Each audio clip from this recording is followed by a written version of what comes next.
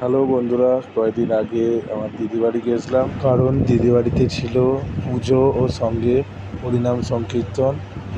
আর আমি যখন পৌঁছাই তখন গিয়ে দেখি পুজোর জন্য ফল কাটা চলছে।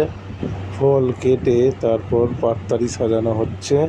তারপর আমি চলে গেলাম সেখানে রান্না বান্না হচ্ছে সেখানে দেখতে, কারণ দুপুরে অন্নভোগেরও আয়োজন ছিল।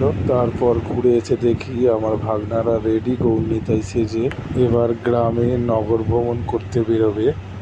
তারপর সবাই মিলে আমরা বেরিয়ে পড়লাম নগর ভ্রমণে। ওই দিন ছিল খুব রোদ, তাই বেশিজন আমরা বেরোইনি নগর ভ্রমণে। হাঁটতে হাঁটতে চলে গেলাম দিদিবাড়ির সামনে হরিসভায়। এটা হলো বাগানডাঙ্গা বা রাধাবল্লভপুর গ্রাম, এখানেই আমার দিদিবাড়ি।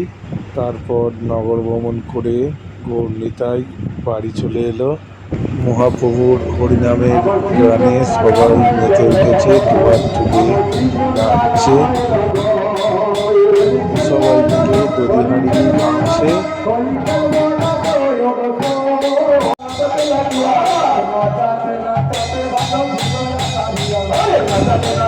দধি হাঁড়ি ভাঙার পর দধি কাটায় সবাই মেতে উঠেছিল।